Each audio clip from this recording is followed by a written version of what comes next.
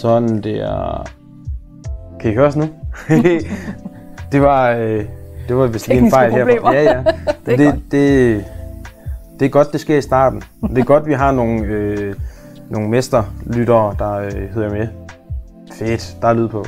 Jamen, så starter jeg forfra og siger velkommen her i dag. Jeg er Niels og lige startet på andet semester her til foråret, hvilket vil sige, at jeg startede til september sidste år og har lige været igennem hele det her optagelsessystem.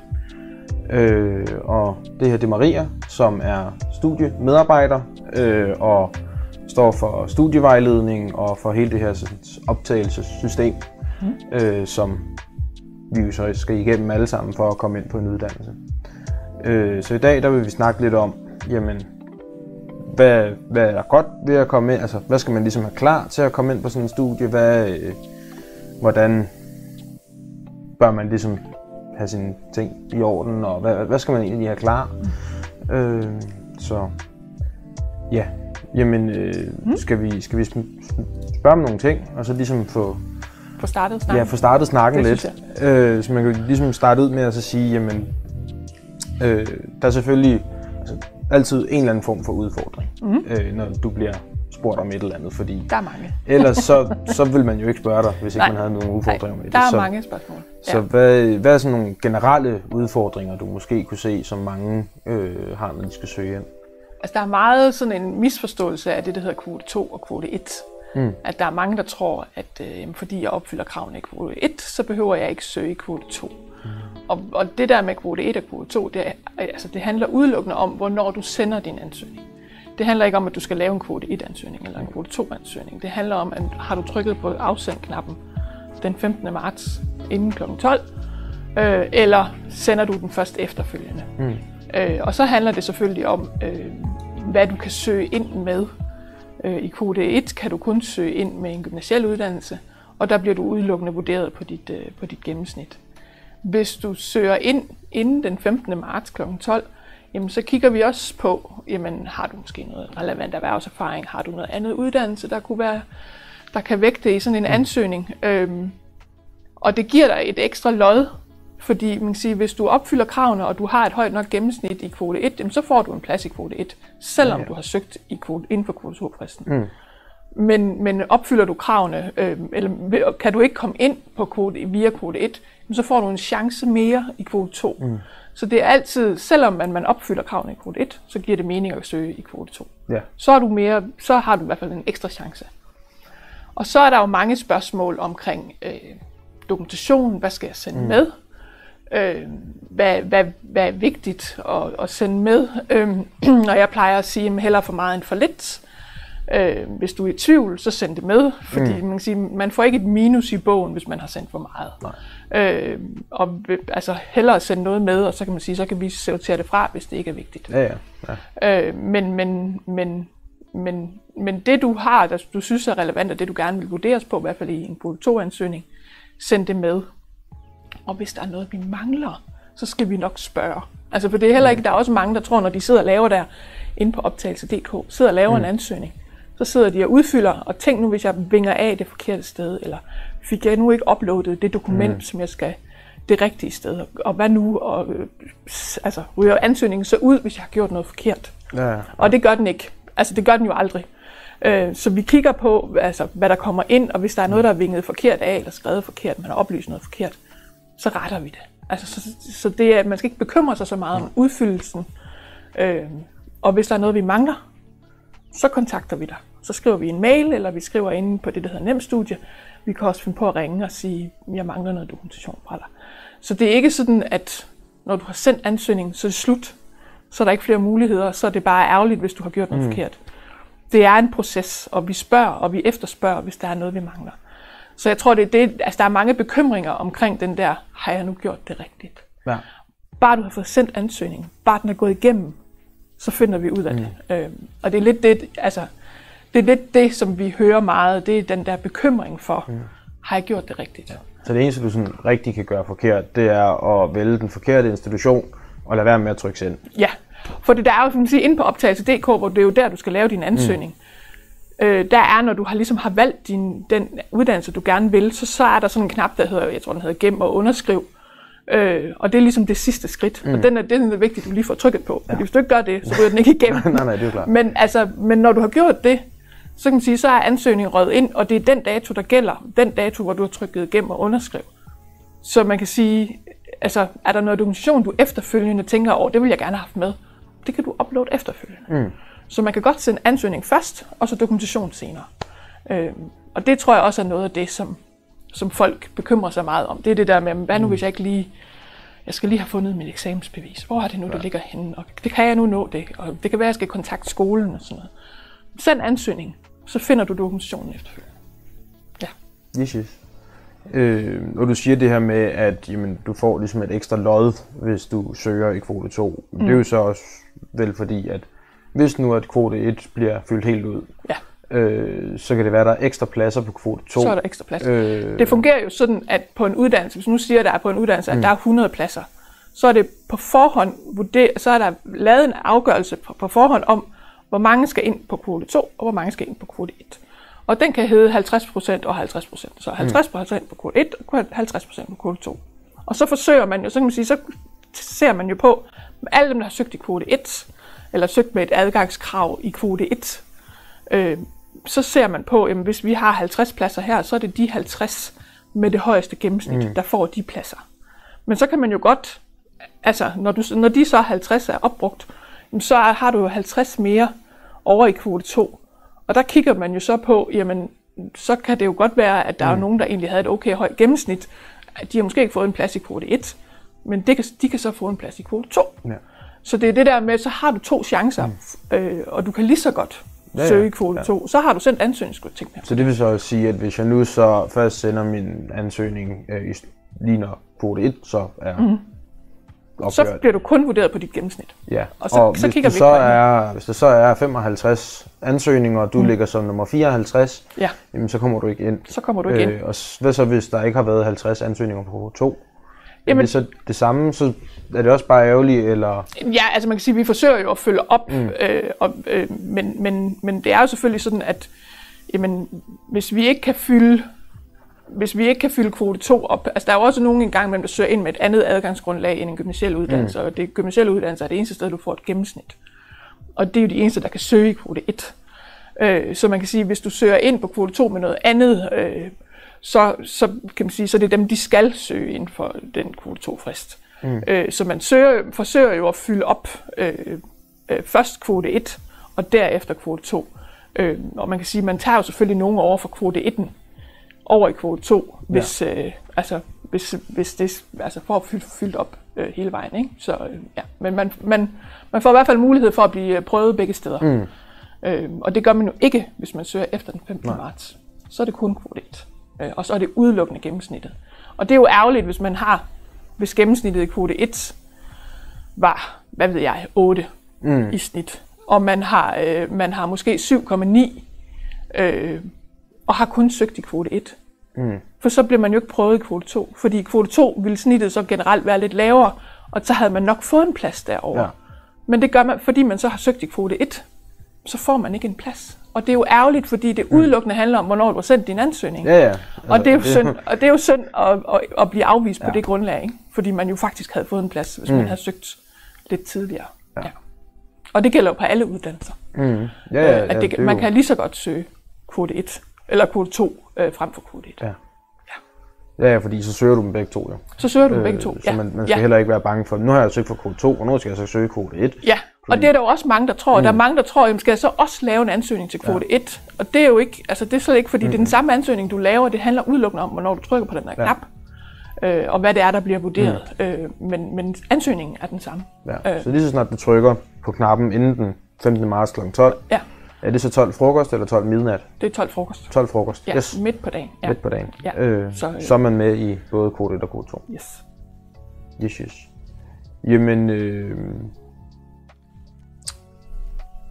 så, hvad så er det, hvad er det allerførste, man skal gøre, hvis man nu har besluttet sig for at søge ind på en uddannelse på Absalon for eksempel? Altså umiddelbart vil jeg jo sige, at man skal først lige gøre sig bekendt med, hvad er det for nogle adgangskrav. Altså her ingeniørerne i Kalundborg, der er der noget med, at både bioteknologi og maskinteknologi, de har matematik på A-niveau. Og så er der noget med noget kemi og noget fysik og, på begge, på nogle forskellige niveauer. Og engelsk på B-niveau og sådan noget. Og det skal man lige kigge efter. Har jeg nu det? Og det skal være bestået. Så selvom man har haft det og er gået til eksamen, betyder ikke nødvendigvis, hvis man nu ikke har bestået sin eksamen, så kan det være, at man ikke har bestået det. Og man skal bestå det samlet. Så det er ens årskarakter og ens eksamenskarakter samlet, der skal være bestået. Okay. Og det er vigtigt lige at have med, fordi der er nogen, der tænker, men jeg har jo haft det. Jeg har jo gået til undervisning, jeg har jo været til eksamen, jeg bestod godt nok ikke, men jeg har den. Og det har man ikke, men man skal have den bestået. Så man skal lige gøre sig, lige kigge på, hvad er adgangskravene. Og det kan man se på vores hjemmeside, man kan også se det på ug.dk. Ja, så man kan sige, man lige finder ud af, hvad er adgangskravene, og opfylder jeg dem, og det kan man se på sit eksamensbevis. Hvis man er i tvivl om det, så kan man også altid ringe og spørge. Og hvis der nu er et fag, man mangler, så kan man sige, så har man jo mulighed for at gå ud og supplere det. Og det vil oftest være den lokale VUC. Man kan måske kun have matematik på B-niveau, og skal have det op på et A-niveau. Jamen, så skal man snakke med den lokale VUC. Og så kan det godt være, at man ikke kan nå det i år. Så må man søge ind næste år. Men det er noget med at finde ud af, hvad er adgangskravene, hvad kræver det, og så finde ud af, hvordan får jeg suppleret de fag, jeg mangler, hvis jeg nu mangler nogen. Ja. Og hvordan, altså, hvis du har et gymnasiebevis, er det så lige meget, hvor gammelt det er? Ja. Eller?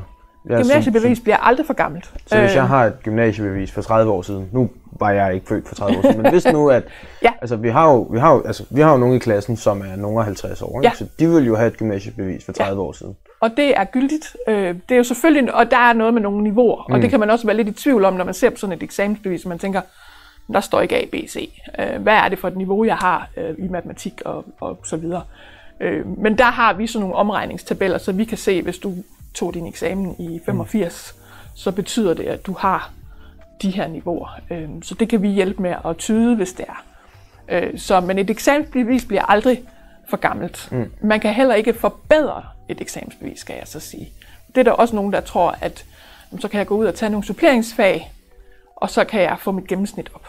Det kan man desværre ikke. Man hænger på det gennemsnit, man nu engang har fra sin gymnasielle eksamen. Den hænger man på for evigt. Vil det så sige, at så, hvis man har et gennemsnit, der ligger på 3 for eksempel, og du hæver nogle fag, jamen, så er det stadigvæk gennemsnit på 3, der går i kvote 1? Ja. Så selvom du for eksempel, hvis du nu manglede matematik A, og gik ud og tog det og klarede dig skide godt med 2 12-taller, så vil det ikke gøre noget ved dit gennemsnit. Nej. Fordi det hænger man på, det kan ikke omregnes. Men igen, så har man jo fagene, og man bliver også vurderet. I kvote 2 bliver man jo også vurderet på sin enkelte karakter. Og det gør man ikke i kvote 1. I kvote 1 bliver man kun vurderet på gennemsnittet. I kvote 2 bliver du også vurderet på, hvordan har jeg så faktisk klaret mig i matematik. Så der bliver du vurderet på de fag, som er relevante for uddannelsen. Bliver du vurderet på, jamen det kan jo godt være, at jeg har klaret mig rigtig dårligt i nogle af de andre fag, historie, geografi, et eller andet, ikke? Men har klaret mig virkelig godt i matematik og fysik. Og det gælder, det vægter positivt i en kvote 2-ansøgning. Så det er jo også vigtigt at have for øje, at det kan også være en af grundene til at søge kvote 2, for man har måske ikke så højt et gennemsnit, men man kan have nogle enkelte karakterer, der er høje, som ikke kan ses i gennemsnittet. Nu snakker du om det der med, at man kan gå ud og tage en matematik A, og ligesom, hvis nu man så, altså, hvis det er et krav at have matematik A, men man ikke har det, og man går ud og tager sådan et kursus, og ligesom får hævet det op på matematik A, så skal man stadigvæk på kvote 2, eller hvordan, eller er det så? Nej, så kan man godt søge kvote 1, eller hvordan, hvis man nu mangler et af de fag, der... Altså man kan sige, der er sådan en regel om, at som udgangspunkt, så skal al dokumentation afleveres inden den 5. juli. Og det er al dokumentation vedrørende adgangskravet. Men hvis man nu for eksempel har tilmeldt sig et suppleringskursus, sådan et sommerkursus, det er der nogle skoler, altså nogle VUC'er, der har. Og man har måske først eksamen i august. Så kan man være det, der hedder betinget optaget. Og så oplyser man bare i sin ansøgning og siger, at jeg mangler det her matematik A, jeg er tilmeldt, men jeg forventer først at gå til eksamen i august. Så laver vi det, der hedder en betinget kvalificering, og det vil sige, at du kommer med i fordelingen af pladser. Og hvis du får en plads, så er du betinget optaget. Og så skal du starte på lige fod med alle andre, men det er bare vigtigt, at du får afleveret den sidste dokumentation, for eksempel på det her matematik A-niveau. Og det skal du gøre inden studiestart. Men det vil jo faktisk sige, at du har indtil 1. september til at aflevere din dokumentation. Ja. Så det er ikke sådan, at når min eksamen ligger 1. august, så jeg kan ikke søge ind. Det kan du godt. Og sådan er faktisk de fleste af vores uddannelser er sådan, at man kan være betinget. Så de der jo også, for der kan jo også være, bliver man syg til en eksamen, og skal til en sygeeksamen, og det kan da jo sagtens være, at man er i gang med sin gymnasielle uddannelse, men så bliver man syg, og når ikke nogen eksamener, og derfor ikke får sit gymnasielle bevis, og skal til en sygeeksamen, og får den først senere. Det kan vi sagtens finde ud af. Vi skal bare vide det i ansøgningen, og hvis man nu tror, at man skal til eksamen i juni, og så viser det sig, at det kan man så ikke, fordi man er syg, så skal man lige ringe til os og sige, jeg skal til en sygeeksamen, jeg forventer først at gå til eksamen i august, men så er jeg også klar. Og så bliver man betinget, og så er du optaget på betingelse af, at du kan aflevere det. Ja. Og hvis du så mod forventning ikke kan aflevere det, så trækker vi studiepladsen tilbage igen. Men så har man altså indtil den 1. september til at aflevere det sidste. Og det kan være vigtigt for mange, fordi de tror, at så søger jeg næste år, fordi jeg jo har... jeg er nødt til at være færdig med mine eksamener, og sådan fungerer det ikke. Man kan sagtens komme med i år. Så hvis jeg nu gik på 3.G nu her, og havde eksamener til juni, måske skolen har været bagud til eksamener i juli måske, jamen, så kan jeg godt søge nu også, og så stadigvæk. Man skal ikke have sit eksamensbevis i hånden, for at kunne søge. Man kan sagtens være i gang med sin 3.G, og så søge, og så kan man sige, og det der er med det danske system, det er, at hvis man går på en gymnasiel uddannelse, så en STX, en HH, en HF osv., så får vi faktisk automatisk de her eksamensbeviser ind. Så lige så snart, at du har været til din endelige eksamen, og du har et fuldt gymnasielt bevis, så får vi det tilsendt. Så vi kan se, når du har været til din sidste eksamen, og du har dit endelige bevis. Men det skal ikke ligge klar den dag, du søger. Det kan sagtens vente. Igen har man jo i hvert fald den umiddelbare frist er den 5. juli. Og hvis der mod forventning sker et eller andet, du skal til sygeeksamen, et eller andet, så har du faktisk indtil den 1. september. Og så skal man lige ringe til jer? Ja, skal man lige gøre opmærksom på det. Altså man kan i ansøgningen, man kan også skrive til den sagsbehandler, der sidder og sagsbehandler ansøgningerne. Dem kan man også skrive til inde på ansøgningen. Så man kan jo godt lige skrive en besked og sige, jeg skal til sygeeksamen, så jeg forventer først at få mit eksamensbevis til august. Så noterer vi det, og så vil du få en meddelelse om, at nu er du betinget kvalificeret. Og når svarene kommer ud i juli, så om du har fået en plads, så hvis du får en plads, så får du en betinget plads. Og det er jo så bare for, at man skal lige være opmærksom på, at man skal lige aflevere det sidste. Og så skal jeg huske at sige, at i år er det jo den 26. juli, man får besked. Det er altid den 28. juli, normalt. Det er jo sådan en national dag, hvor alle får besked. Men i år, fordi at den 28. juli falder i en weekend, så får alle besked den 26. Så det er fredag den 26. at man får svar på sin ansøgning, om man har fået en plads. Hvis jeg nu havde valgt at ansøge 3 forskellige steder, skal jeg så bringe ind og sige det til alle 3 steder, eller kan man så bare nøjes med at skrive sags? Jeg vil sige, man kan sige, hvis det er 3 forskellige institutioner, så hvis du har søgt hos os, og så måske søgt hos DTU eller noget andet, eller SDU, eller andet, så vil jeg kontakte alle 3 institutioner. Hvis man nu har mere end en ansøgning, f.eks. hos Absalon, så jeg har måske søgt både bioteknologi og maskinteknologi, jamen så er det nok med én besked. Men sørg lige for at få alle institutioner orienteret om, fordi vi deler ikke informationer med hinanden.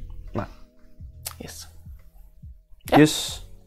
Jamen, når nu vi sådan snakker dokumentation, og vi har også været lidt inde på det, men altså, hvor meget dokumentation sådan, bør jeg have klar, når jeg sådan skal lave en ansøgning? Altså jeg synes, det der er relevant for uddannelsen, der er mange, der sådan sender, og der har nok også været tidligere år, og det er så en del år tilbage, der var det relevant, hvis man for eksempel har været ude at rejse. Det er det ikke mere, det bliver ikke vurderet. Altså det er jo ikke sådan, at vi så igen, det er jo ikke et minus, men det vægter ikke positivt i en ansøgning, det vægter ikke op. Så man kan sige, så det der med at sende flybilletter og hvad det er, folk ellers sender, det er ikke relevant for uddannelsen. Nej. Så det der også er, altså man kan sige, det er heller ikke nødvendigvis relevant, at du har arbejdet i Netto, Det er fint at skrive, altså hvis man sender et CV, det kan man jo godt gøre, og det er der mange, der gør, og det er et rigtig fint værktøj at sende, fordi så har vi et overblik. Men det er jo, hvis man har noget uddannelse, eller man har noget erhvervserfaring, som kan være relevant for uddannelsen. Og hvis man så selv er i tvivl, så send det. Altså så hvis du har en arbejdsgivererklæring, eller et eller andet lønsedler, eller et eller andet, så send det. Og hvis vi synes, det ser interessant ud det her, det vil vi gerne se noget mere på, så skal vi nok bede om det. Ja. Så man kan sige, give informationen, og det er derfor, vi også tit siger, at hvis du er i tvivl, så lav et CV. Fordi så kan vi selv sidde og se CV'et igennem og sige, det der ser interessant ud. Så kan vi finde på at ringe til dig og sige, jeg kan se, du siger, at du har arbejdet med et eller andet. Det kunne jeg godt tænke mig at se noget mere på, fordi det kunne måske give merit. Altså der er jo også nogen, jamen hvis du har noget specielt erhvervserfaring, så er det måske noget i forhold til noget praktik eller noget et eller andet. Ja. Der kunne være noget, der kan være meritgivende. Også hvis du har noget andet uddannelse, så kan der jo være noget, der kan give merit. Og hvis du er i tvivl, så send det med, fordi så skal vi nok vurdere det. Og hvis det er relevant, jamen så kan det være meritgivende. Om ikke andet, så kan det i hvert fald vække positivt i en Kvote 2-ansøgning. Ja. Så et CV, altid godt med et CV. Ja. Og sådan en CV, altså, det er jo ikke alle, der ved sådan lige, hvordan man bygger sådan lidt op. Har skolen her en Nej, altså man kan finde rigtig mange, altså på nettet kan du finde mange sådan skabeloner til, og det skal ikke være et bestemt format, og det skal ikke være, altså jeg vil sige, skriv hvad du har været igennem i uddannelsessystemet, så fra gymnasielt niveau og op, årstal, sådan cirka, og hvad du har lavet af erhvervserfaring. Og det er også, der vil vi gerne se, jamen, altså, hvad er din stillingsbetegnelse? Og det er jo også mest i forhold til, om det er noget, der er relevant i forhold til uddannelsen. Du behøver ikke beskrive sådan ret meget, hvad du har lavet. Jeg synes, altså, hvis det er en virksomhed, så virksomheden, stillingsbetegnelsen, og så datoer. Ja. Og så skal vi nok vurdere, om det her det ser interessant ud, så skal vi nok efterspørge mere. Det behøver ikke være fint og fancy. Der er mange, som du ved, så har de sådan noget med, at det her det er mine styrker og svagheder og sådan noget. Og det behøver vi ikke. Altså det skal vi ikke bruge. Men altså hvis man alligevel har været ude og søge nogle jobs eller et eller andet, og har et CV liggende, så send det. Du behøver ikke lave et nyt. Det må gerne, altså, men hvis du ikke har et CV, så skal du ikke gå i gang med et meget fancy et med, og vi behøver ikke bruge billedet, og vi skal, altså alt det der. Bare sådan nogle fakta omkring uddannelse og erhvervserfaring. Og når du siger, stilling og hvad man er, hvad for en stilling man er i. Hvis jeg nu går i 3.G og kun har gået i skole og ikke lavet andet, hvad vil min stilling så være? Men det skal, altså så vil du ikke have, altså så har du ikke noget erhvervserfaring. Så vil jeg jo bare skrive, at så har du været gået på gymnasiet fra det årstal til det årstal, og det er det du skriver i dit CV. Og så udlader du bare erhvervserfaring. Altså man skal ikke noget praktikperioder eller andet. Det kunne man jo også. Altså det kan man godt skrive på, hvis det er. Altså for at en praktikperiode skal gælde, så skal den være af en vis længde. Der skal gerne være sådan 3-4 måneder, eller altså det skal i hvert fald være en længere, så man kan sige en almindelig skolepraktik, hvor du er afsted en uge. Ja, den vægter ikke noget. Den skal være en længere varighed, men man kan jo godt have været ude et halvt år et eller andet sted. Vi ser nogen, der har været i noget værkstedspraktik og noget, som en gang imellem har været ude nogle steder for at snuse til nogle ting. Og det kan godt være en længere varighed, og det må man meget gerne sende med, for det kan vægte positivt i en Kvote 2-ansøgning. Ja. Hvordan prioritering, når man sådan prioriterer inde i sine ansøgninger? Og jeg har søgt 3 ansøgninger, og jeg har så prioriteret med 1, 2, 3. Ja. Hvordan vægter de sådan, når den så kommer ud til jer, og I ser, jamen... Altså man siger, det er jo ikke os, der laver fordelingen. Nej. Det gør de inde ved den koordinerede tilmelding. Okay. Så det er sådan en meget, meget, meget stor regnemaskine, hvor alle ansøgninger bliver sendt ind. Og det er vigtigt, at man tænker over, hvis man har lavet mere end en ansøgning, så er det vigtigt, at man tænker over den prioritering. For man får kun et tilbud. Så man kan sige, hvis du nu har søgt hos os, men måske ikke har tænkt det helt igennem, og så hellere vil noget andet, så kan man sige, hvis du siger nej til det tilbud, du får hos os, så bliver du ikke tilbudt din anden prioritet. Og det er meget vigtigt sådan at lige have for øje, når man laver sine prioriteringer, man har 3, altså man må lave op til 8 ansøgninger. Så det er vigtigt, at man tænker over, hvordan man prioriterer dem, fordi Der er nogen, der sådan tænker, men så siger jeg bare nej til min første prioritet, så bliver jeg nok tilbudt min anden prioritet. Og sådan fungerer det desværre ikke. Man får kun ét tilbud. Og det er også vigtigt at sige, at altså man kan jo også, når man laver sin ansøgning, så kan man vinge af i det, der hedder standby. Og det er lidt sådan det er godt, en god mulighed, og det giver det ender tit i en studieplads, men ikke altid. Og standby er jo en venteliste. Og den siger jo, at jamen, hvis jeg nu ikke bliver tilbudt en plads i første omgang, så kommer jeg på en venteliste. Og det er ikke sådan, at hvis man vinger af i standby, så kommer man helt automatisk på en venteliste. Det gør man ikke, fordi der er også kun et vis antal ventelistepladser. Så hvis man nu siger, at der var 100 pladser på studiet, så er der måske 5 eller 10, eller hvor meget der nu er, det er forskelligt på uddannelse til uddannelse, antal ventelistepladser. Problemet er, at hvis du bliver tilbudt en ventelisteplads, hvis du bliver tilbudt en standby-plads, så er det også et tilbud om optagelse. Så hvis du siger ja tak til din standby-plads, så bliver du ikke vurderet for din anden prioritet. Nej. Og så kan du risikere ikke at få en studieplads, fordi der måske ikke, altså den der venteliste, det er jo kun, hvis der så er en anden, der hopper fra, så hopper du til. Ja. Og det kan man sige, altså det er jo et gamble. Og vil man hellere have haft sin anden prioritet, i stedet for en ventelisteplads, så skal man jo ikke på sin første prioritet vinge af i standby, hvis man faktisk hellere vil have sin anden prioritet end en venteliste. Altså, så det er lidt en overvejelse, man skal gøre med sig selv. Men man kan ændre i sine prioriteter, og det kan man frem til den 5. juli. Så man kan godt have lavet 8 ansøgninger og lavet nogle prioriteter. Og så sover man på det og tænker, det var måske det. Det er måske ikke den prioritet, jeg skulle lave. Så laver man om i sine prioriteringer, og det kan man gøre frem til den 5. juli. Men det er vigtigt at have for øje, altså det er jo vigtigt også at tænke sig om på de prioriteter, når man nu har søgt mere end 1 studieplads, hvad det er, man helst vil, fordi man kun får det ene tilbud. Så alle de andre prioriteter falder jo bort, når det er det tilbud, man får. Og det er jo så den koordinerede tilmelding, der laver regnestykket i forhold til, hvem får tilbudene. Så det er jo igen sådan noget med, jamen, gennemsnit, dem med det højeste gennemsnit på deres første prioritet, får jo selvfølgelig deres plads i kvote 1. Og så er det jo igen sådan en regnemaskine i forhold til, hvordan kan pladserne fordeles. Ja, og så kommer kvote 2, og så kommer ventelisten. Ja. Så man kan sige, og så de prøver jo på at give folk deres højeste prioritet, ud fra det gennemsnit og den kvote 2-ansøgning, man har. Men det kan godt være, at man ikke får sin første prioritet. Det kan godt være, at man får sin anden prioritet. Og det, altså, sådan er det. Ja, og det er jo så ligesom en måde at gøre det på. Hvis man nu så for eksempel siger, at jeg skal ind på den her uddannelse, og det er kun den uddannelse, jeg vil have. Ja. Så jeg sætter den på som min første prioritet, og jeg skal ikke på noget andet. Ja, og så vil jeg sige, så vinger jeg i standby. Så sørg for at vinge af i standby, fordi det kan også nogle gange, altså vi ser også nogle gange, at folk så ikke har vinget af i standby, og så kan vi jo se, jamen hvis du havde vinget af i standby, så var du faktisk kommet på ventelisten. Så kan vi se på dit gennemsnit, at de mennesker, der står på ventelisten, der havde du været en del af dem, hvis du havde vinget af i standby. Og så kan vi jo se, jamen så er der nogle af dem, der har fået en studieplads, end med at få en studieplads. Så man kan sige, så hvis du er meget fokuseret og ved, hvad du vil, og du kun har én ansøgning, så kan du lige så godt vinge af i standby. Fordi så er der ikke nogen, altså så er der ikke noget gamble i det, fordi jamen, det er den her plads, du vil, så kan du lige så godt komme på en venteliste, hvis du nu ikke får en i første omgang. Og vi kan finde på at tilbyde helt op til studiestart, fordi vi jo, altså hver gang der er en, der hopper fra, altså fordi folk bliver så tilbudt her den 26. juli, og så kan man godt sige ja tak. Og det må man også, det skal man også være opmærksom på. Man må gerne sige ja tak til en studieplads. Og så kan det godt være, at ugen efter finder man ud af, det er måske ikke så godt alligevel, jeg vil noget andet, eller jeg vil måske først næste år, eller et eller andet, jeg vil godt have haft det sabbatår, som jeg ikke fik.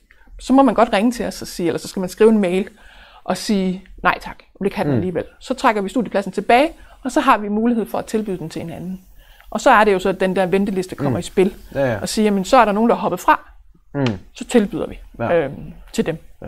Og hvad så, hvis man nu så ikke hverken kommer på venteliste eller får mulighed for at komme ind på studiet? Er der så nogle ting, man ligesom kan tage ud og så lave i et år indtil næste gang, som ligesom kan måske give noget enten merit eller noget erhvervserfaring? Altså jeg vil i hvert fald sige erhvervserfaring, at det kan være svært at få merit, og specielt på uddannelserne herude i forhold til ingeniøruddannelserne er det svært at få merit, fordi praktikken er lang og så videre, og den er meget specifik, hvad det er, man skal igennem. Men i hvert fald i forhold til at kunne få lavet en kvote 2-ansøgning til næste år, så vil jeg sige, jamen så er det noget med at kigge på, er der noget erhvervserfaring, der er relevant for den her uddannelse. Og det er man velkommen til at ringe til os, hvis der er noget specifikt, men altså jeg vil sige, for maskinteknologi er det jo noget med noget værksted eller noget, som kunne være relevant i forhold til en kvote 2-ansøgning. Ja. Heldigvis har vi jo været så heldige indtil videre på både maskinteknologi og på bioteknologi, at vi har kunne tilbyde alle dem, der var kvalificeret. Så hvis man har lavet en ansøgning og har ønsket at komme ind og har været kvalificeret, det vil sige, at man har opfyldt adgangskravene, så er man blevet tilbudt en plads. Man kan sige, for nogle af uddannelses vedkommende, altså maskinteknologi er jo ikke så gammel en uddannelse endnu, så man kan sige, at den er jo stadigvæk under opbygning og bliver mere og mere populær. Så altså man kan sige, på sigt kan det jo godt være, at vi ikke kommer til at kunne tilbyde til alle. Det vil man jo håbe som uddannelsessted. At man har nok ansøgere til. Ja. Altså, vi har haft ledige pladser på både maskinteknologi og den danske bioteknologi. Og det er jo så også den mulighed, man har. Man kan sige, det kan jo være, at man måske har søgt et andet sted i det vi kalder hovedoptaget. Og så har man fået svar den 26. juli, at jeg har ikke fået en plads. Så er det, de ledige pladser kommer i spil.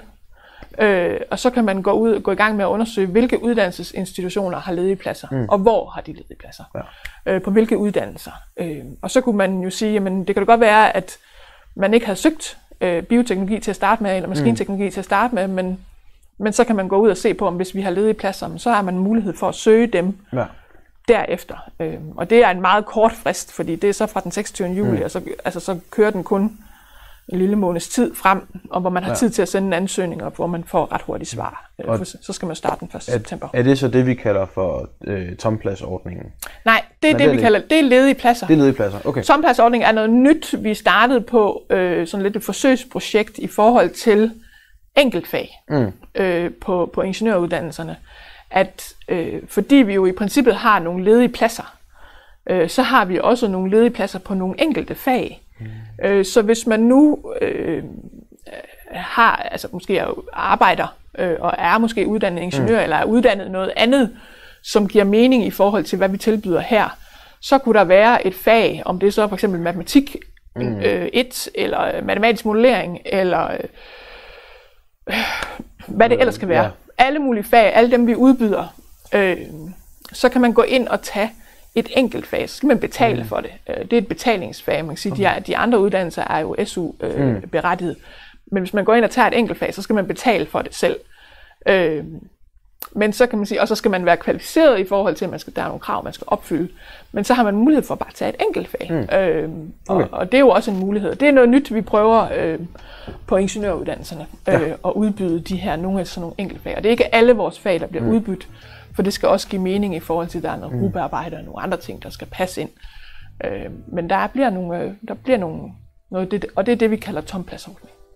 Så hvis man nu ikke kommer ind, så kunne man jo måske, hvis der var nogen, der havde et sted, hvor de havde et tompladsfag, at man så kunne søge ind og så så kunne man tage et enkelt fag. Ja. Så vil man jo så have merit året efter. Ja, så vil man have merit året efter. Ja, så man kan sige, så kunne man, så behøvede man ikke at tage det fag igen. Fordi der er jo sådan en regel om, at hvis du har taget det en gang, så må du ikke tage det igen. Ja. Så hvis du for eksempel har taget matematik 1 eller et eller andet, så må du ikke tage det igen. Nej, men det nægter vel ikke en for så at møde op i timerne, det nægter vel bare, at du ikke kan gå til den anden eksamen? Du kan ikke gå til eksamen i det, ja. Så hvis du har fået merit for noget, så kan du ikke gå til eksamen i det igen. Men man kan jo sagtens komme og så ligesom følge med, og så ligesom få det genopfrisket, hvis man har lyst til det. Ja, det kan man godt. Ja. Det skal man bare aftale med sin underviser. Ja. Yes. Der bliver spurgt også, hvad med start på en erhvervsuddannelse i stedet for måske job eller andet, hvis man nu ikke kommer ind. Så der, hvis man skal vente et år, så tager måske en erhvervsuddannelse og starter op på. Det kan man godt. Og man kan sige, og jeg har, altså, som udgangspunkt, så har jeg i hvert fald sådan det personlige holdning, at der er ikke noget uddannelse, der er spildt. Fordi man kan sige, at du kan jo godt starte på en erhvervsuddannelse, hvis du nu ikke er kommet ind på det, du gerne vil, og så kan du starte på en erhvervsuddannelse, hvis det er det, du vil. Og så kan man sige, så kan du ikke, hvis du har tænkt dig at søge ind igen året efter, så kan du selvfølgelig ikke nå at færdiggøre den. Men det, du har færdiggjort, vil i hvert fald vægte positivt i en kvote 2-ansøgning. Ja. Så der har du så grundforløb 1 og grundforløb 2, ikke? Ja. Ja, så man kan sige, altså den vil helt sikkert vægte positivt så du forbedrer din ansøgning til året efter, hvis du går ind og starter på en anden uddannelse. Og så kan man sige, at så er det jo vigtigt, at man får færdiggjort den del, altså det semester eller de 2 semestre, som man kan nå i den periode. Så er det vigtigt, at man får det færdiggjort, så man har et bevis i hånden, man kan få, hvis der er noget, der kan give merit. Ja. Så også i forbindelse med en kvote 2-ansøgning, at man forventer at afslutte det. Ja, fordi det er jo så kun for en kvote 2, at det vil forbedre noget som helst. Ja. Det vil ikke gøre noget i en kvote 1-ansøgning, men i en kvote 2 vil det helt sikkert, fordi vi vægter jo også, hvis du har noget andet uddannelse. Og så er der forskel på, der vægtes en lille smule i forhold til uddannelse generelt, og så er der noget, der vægter lidt højere, hvis det er relevant i forhold til den uddannelse, du søger til. Ja, så her på ingeniørstudiet vil noget som en erhvervsuddannelse inden for mekanik eller elektronik eller helt sikkert vægtet højt. Måske noget kemi. Ja. Og også selvom du ikke har færdiggjort den. Altså også selvom du kun har taget et semester eller 2 på en anden uddannelse, så vil det også vægtes, selvom, fordi der er der også nogen, der tror, jamen jeg har jo ikke færdiggjort det, så jeg behøver ikke sende det med. Det er meget vigtigt, fordi det vægter positivt, at du har, også selvom det er dele af en uddannelse, så vægter det positivt i en kvote 2-ansøgning. Ja. Yes. Og det har vi også snakket lidt om, men det her med, hvis man nu ikke har det hele klar inden deadline den 15. Ja. Så sender man jo ind det, man har, og så skriver man og siger, at jamen, det er vi sådan, ligesom ikke. Ja, men det er okay. Altså, og det igen er det jo sådan og hvis man er i tvivl, så skal man jo bare kontakte os. Og man kan både, man laver sin ansøgning ind på det, der hedder optagelse.dk, og når man så har sendt sin ansøgning, så kan man følge den inde på det, der hedder nemstudie.dk. Og der kan man både få beskeder fra den sagsbehandler, der sidder med sin ansøgning. Man kan også selv sende beskeder til sagsbehandleren. Man kan uploade bilag, og så kan man ligesom også følge der. Og der vil man også få beskeder sådan noget med, nu er vi færdige med sagsbehandlingen af din ansøgning. Du opfylder adgangskravene, nu skal du bare vente. Ja. Så kan man ligesom følge med i, hvad sker der med min ansøgning, hvor langt er de kommet. Og der kan man sige, hvis der sker et eller andet i din ansøgningsproces, at jeg kommer ikke til den eksamen, eller jeg forventer ikke at kunne uploade de her dokumenter, eller et eller andet, så kan man jo bare skrive det derinde og lige give en besked om, hvad det er, der foregår. Ja. Hvis vi nu, man har søgt ind og nogle forskellige steder, og man kommer ikke ind på noget som helst, kan man en gang i august så tage kontakt til skolen og så høre, hey, har I fået alle pladserne taget, eller kan man sådan direkte gå ind og spørge dem, har I mulighed for en ekstra? Fordi vi kører de her optag, og vi kører det, der hedder hovedoptaget, som hedder COT-optaget, som ligesom hovedoptaget. Og det er det, der kører på landsplan, hvor alle pladser bliver fordelt. Og så kører hver uddannelsesinstitution det, vi kalder efteroptag. Og der har vi et efteroptag for sommerstart og vinterstart. Og på vores ingeniøruddannelser har vi jo ikke nogen vinterstart, men vi kører et efteroptag på sommerstarten. Så man kan sige, når folk har fået besked her i år, den 26. juli, så kører vi i en lille måned efter det, der hedder et efteroptag på de ledige pladser, der er. Og der kører den der proces, og i princippet er det den samme proces. Man skal lave en ansøgning, der skal man så lave den inde på Nemstudie, ikke optagelse.dk. Så skal man lave en ansøgning, så sagsbehandles den, så får du svar, og så bliver du optaget på studiet. Og når den proces er slut, så kan vi ikke tage imod flere ansøgninger. Altså, så stopper ansøgningsprocessen. Så det er selvfølgelig også vigtigt, at man lige holder øje med, også fordi, at ansøgningsfristerne for efteroptaget er forskellige fra institution til institution. Så hvis man vil søge hos DTU eller STU eller nogle andre steder i et efteroptag, fordi de fleste uddannelsesinstitutioner har en eller anden form for et efteroptag. Men vores ansøgningsfrister er ikke de samme. Så det er vigtigt, at man lige går ind på den hjemmeside, på den institution, som man godt kunne tænke sig at søge ind på, og lige ser, hvad har de her ansøgningsfrister, for de er forskellige fra institution til institution. Nogle har meget korte, har måske kun en uge eller 2. Så det er vigtigt, at man lige holder sig orienteret, fordi lige så snart de her frister de er gået, og vi har lukket, så kan vi ikke tage imod flere ansøgninger. Og det er sådan rent systemteknisk, at så er det lukket, så kan vi simpelthen ikke tage imod flere. Også selvom, at vi jo faktisk kunne risikere at have ledige pladser. Men det er der så nogle regler omkring, at vi må ikke ligesom efterfølgende tage imod ansøgninger, fordi det er jo også unfair for dem, der så har søgt. Ja. Så der er sådan nogle regler omkring det med efteroptag. Men vi har de her ledige pladser. Hvis vi har ledige pladser, så annoncerer vi det, sætter frister på hjemmesiden og fortæller, hvordan man skal søge. Og hvis man er i tvivl, så er man jo velkommen til at ringe. Ja.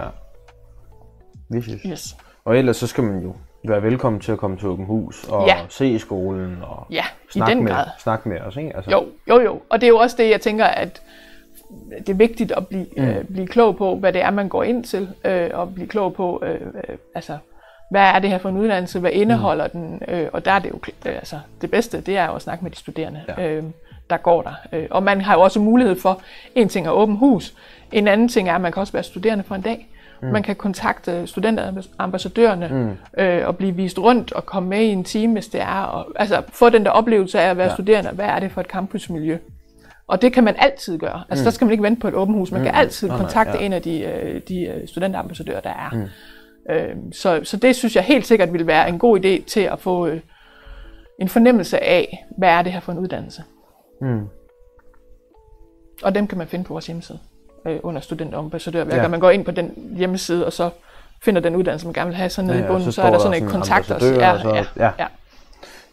Yes. Og ellers, altså, hvis man gerne vil vide mere om ingeniørfaget bare generelt, så har vi jo også den her sådan, podcast, der hedder Ingeniørlysten, som også er der, hvor I sidder og ser det lige nu, som så også bliver lagt på Spotify, hvor man så ligesom også kan følge med for ligesom at få lidt mere insiderviden i, hvad sker der egentlig på en ingeniøruddannelse.